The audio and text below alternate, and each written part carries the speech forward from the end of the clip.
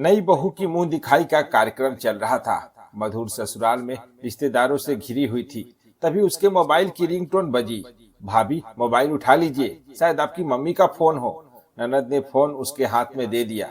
हाँ बहुरिया, बात कर लो, माँ को फिक्र होगी।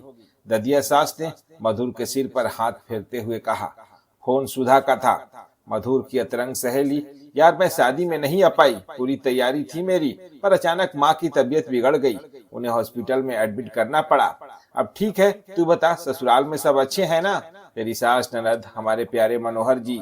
सुधा, तुम आंटी का ख्याल रखो, बाद में बात करते हैं, मधुर ने धीरे से कहा और मोबाइल स्विच ऑफ कर दिया। वह जानती थी सुधा को लंबी बात करने की आदत है और यह समय नहीं है सुधा से बात करने का।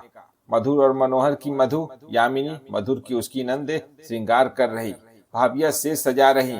बहुत सुंदर लग रही है मधुर। दमकता रंग, सुहाग भरी मांग, बिंदिया, कजरारी आंखें, जूही मोहरे के फूलों से गुंथी, बालों की केस राशि जैसे मेनका उतर आई हो धरती पर। भाभियां उससे, उसके रूप और खुशबू से बहकती रात को लेकर चुगलबाजी करती और मधुर लाज से लाल हो जाती। मनोहर के आते ही सब औरतें कमरे से बाहर आ गईं। जाते जाते एक भाभी ने कंदर्प बाण छोड़ ही दिया, लाला, आज की रात चांदनी पसरी है सेज पर, फूलों की बारात के साथ। ये रात सोने के लिए नहीं, सहेजने के लिए है। मनोहर मुस्कुरा दिया। अद्भुत, अदित्य, यह सत्य, खिले गुलाब सा रूप सच है या सपना? कुछ पल तो मनोहर एकटक निहारता रहा उसे। मधुर ने अपनी आमंत्रित करती मुस्कान उसकी ओर बिखेर दी। असहनीय हो उठे दूरी के पल, अंतरंग मिलन की ज्वाला उद्दीप्त हो उठी। एक दूसरे में समा जाने को आतुर हो उठे दो बदन, दो शरीर एक प्राण होना चाहते थे।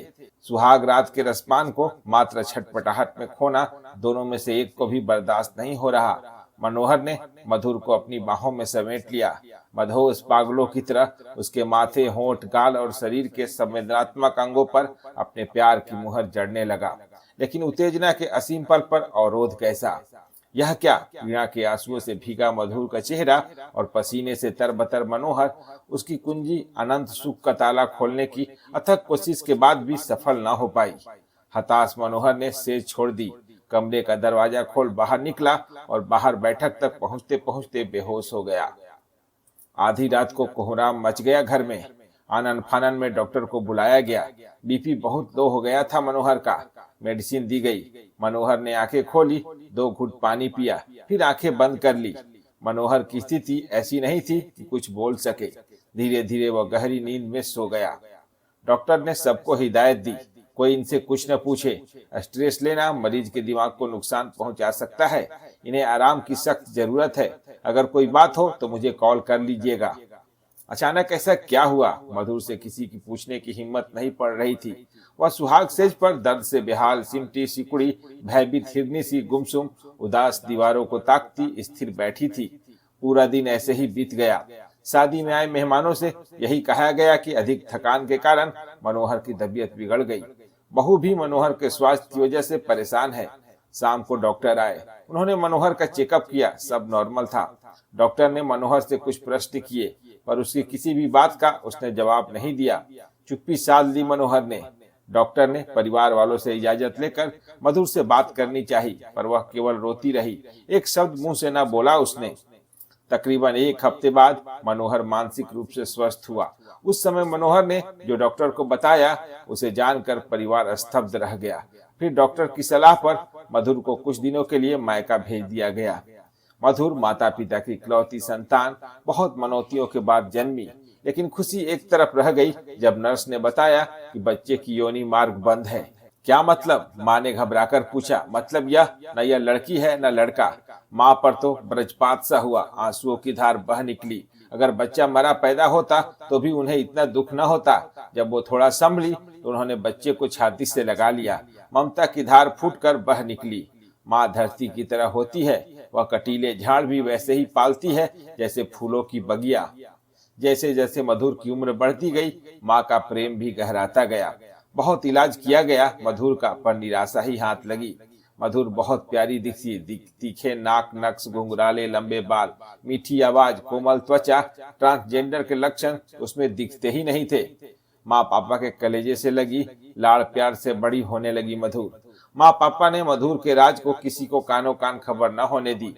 14 वर्ष की उम्र पर मधुर की दिखावटी नारीत्व उत्सव भी धूमधाम से मनाया।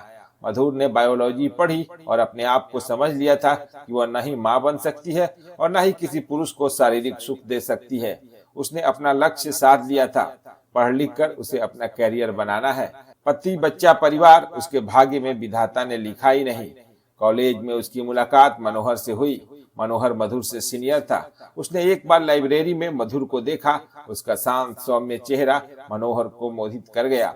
किसी न किसी बहाने वह मधुर से मिलता। शुरू में तो मधुर ने मनोहर से मात्र मित्र भाव ही रखा, लेकिन इस दिल का कोई क्या करे। हृदय की प्रेम भावनाएं शारीरिक कमी पर भारी पड़ गई। उसका हृदय मनोहर की तरफ झुकने लगा। मनोहर और मधुर के बीच एक कड़ी ने भी दोनों को जोड़ने में अपना योगदान दिया। वह थी सुधा। सुधा मधुर की शरीर रचना के संबंध से अनिभज्ञ थी, पर दोस्ती में दोनों के बीच आत्मिक अनुबंध था। कभी कभी मधुर का मन करता था कि सुधा से अपना ढका हुआ रहस्य खोल दे, पर फिर माँ की हिदायत याद आ जाती। मधुर को उसके मायके भेज देने के बाद मनोहर का परिवार मनोहर के दूसरे विवाह की फिक्र करने लगा। सभी उस पर दूसरे विवाह के साथ ही मधुर से तलाक लेने पर जोर देने लगे। मनोहर ने साफ कह दिया वो मधुर को तलाक नहीं देगा, नहीं दूसरा विवाह करेगा। मधुर से उसने प्यार किया है और वह अब भी करता है। उसे याद आया कॉलेज के दिनों में उसने वैलेंटाइन डे पर मधुर को प्रपोज किया था। हाथ में गुलाब लेकर कहा था, मेरी प्रियतमा, मैं तुम्हें दिलो जान से प्यार करता हूँ। अगर तुम इजाजत दो तो यह गुलाब तुम्हारे बालों में लगा दूं। मधुर की स्वीकृति पर फूल उसके बालों में लगाकर बिना कोई भूमिका बांधे बोला, मधुर मुझसे शादी करोगी? मधुर एकदम चौंक गई। उसने कहा, मनु, मैं आपसे बहुत प्यार करती हूँ, पर विवाह मेरी किस्मत में है ही नहीं। मेरे बहुत पूछने पर उसने कहा, मैं माँ नहीं बन सकती। और फिर मैंने बेफिक्री से कहा, ये कोई समस्या नहीं, मैं तुम्हें माँ बना दूंगा। हम बच्चा गोद ले लेंगे और तुम माँ बन जाओगी। मैं पापा, बहुत से संतानहीन लोग बच्चे अडॉप्ट करते हैं। मुझे तो मधुर चाहिए। संतान न भी हो क्या फर्क पड़ता है। मैंने ही उसे विवाह बंधन में बांध लिया।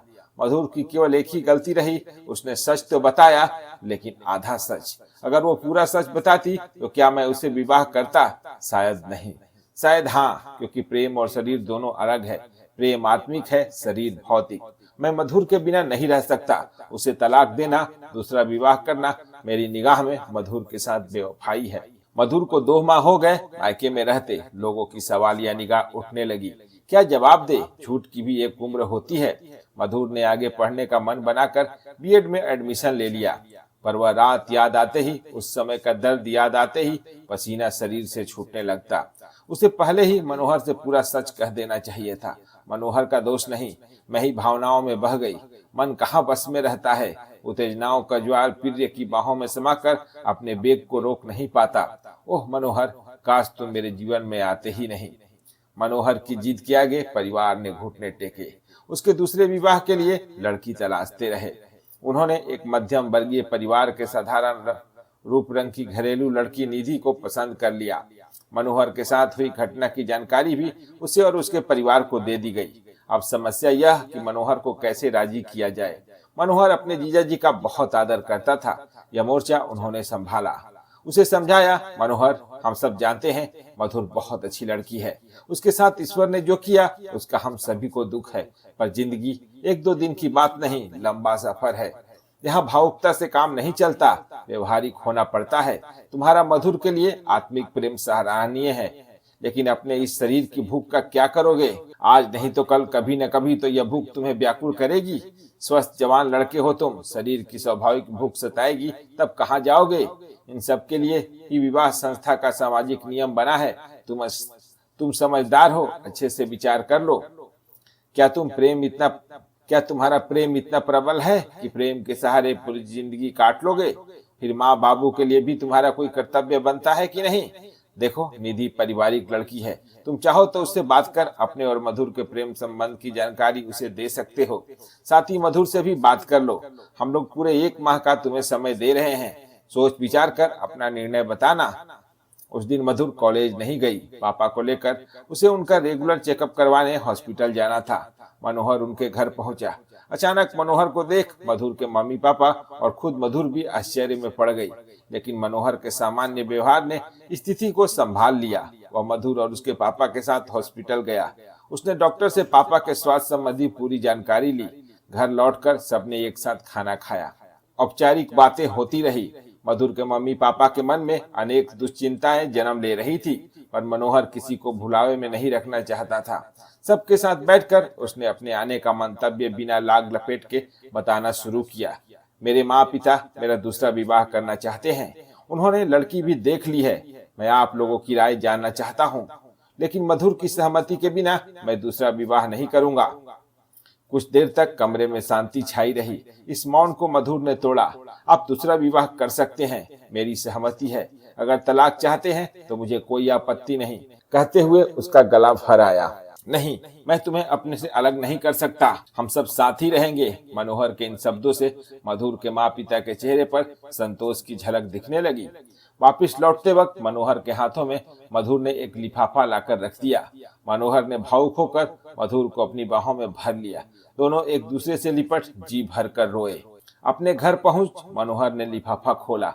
उसने मधुर का लिखा एक पत्र और मेडिकल रिपोर्ट थी।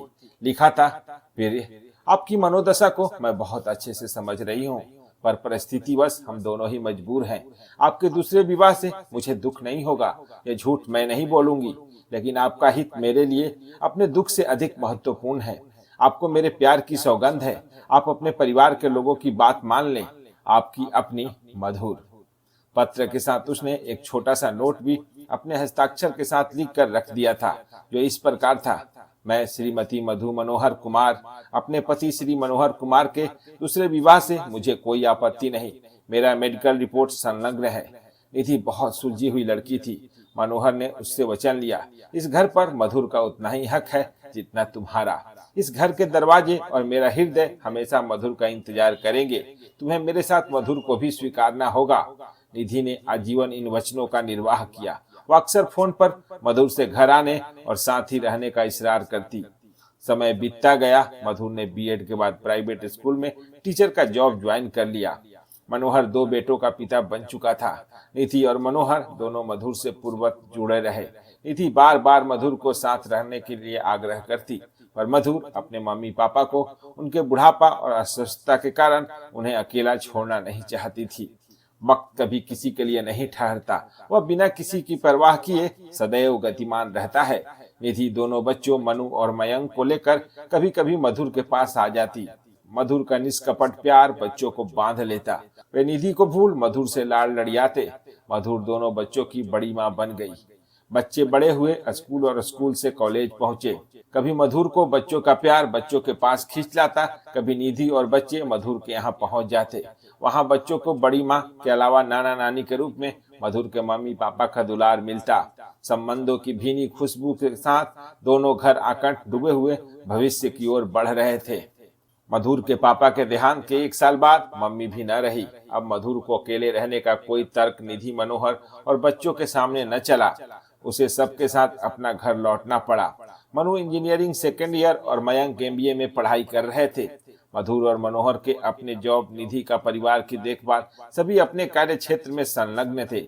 एक दिन निधि की तबीयत थोड़ी अस्वस्थ होने पर मनोहर उसे डॉक्टर को दिखाकर स्कूटर से घर लौट रहा था। तभी सड़क दुर्घटना में मनोहर की स्पॉट पर डेथ हो गई और निधि अस्पताल पहुंचने से पहले रास्ते में ही चल बसी। मधुर दोनों बच्चों की बड़ी माँ तो थी ही, अब वह उनके लिए निधि और मनोहर की कमी भी पूरी करने लगी। बच्चों के साथ 3 रोल निभाते निभाते उसे याद नहीं कब मनु और मयंक उसे माँ कहने लगे। कई सालों बाद आज सुधा मधुर से मिलने आई है। दोनों सहेलियों के बालों में सफेदी और चेहरे पर उम्र के साथ अनुभवों की लकीरें दिखने लगी है। कितनी बातें, कितनी यादें जमा हो गई एक दूसरे से कहने के लिए। बातों के बीच कभी आंखें बरसने लगती, कभी हंसी रुकने का नाम नहीं लेती। माँ, मधुर को आवाज लगाते हुए मनु कमरे में आया और मधुर के पैर छू लिए। उसके पीछे पीछे मयंक ने आकर खुशखबरी दी, माँ, भाई का MNC में कैंपस सिलेक्शन हो गया। सुधा ने मधुर की तरफ देखते हुए आश्चर्य से कहा, माँ? हाँ सुधा, बच्चे मुझे माँ कहते हैं। पता है, मनोहर ने मुझसे विवाह से पहले एक बार कहा था, मधुर, मैं तुम्हें माँ बना दूंगा। और देखो, उसने मुझे माँ बना ही दिया, वह भी एक नहीं 2 बच्चों की माँ। सुधा ने मधुर का हाथ अपने हाथों में लेकर मुस्कुराते हुए कहा, मधुर, जब तुम आंटी के पास रहकर बीएड कर रही थी तब उन्होंने तुम्हारे बारे में मुझे सब कुछ बताया था। वे तुम्हारे लिए चिंतित हो गई थी। फोन पर मुझसे अक्सर तुम्हारी बातें करती रहती। कुछ देर तक सुधा मधुर के हाथों को सहलाती रही, फिर बोली, मधुर, ईश्वर बहुत दयालु है। अगर वो हमसे कुछ लेता है तो बदले में कई गुना देता भी है।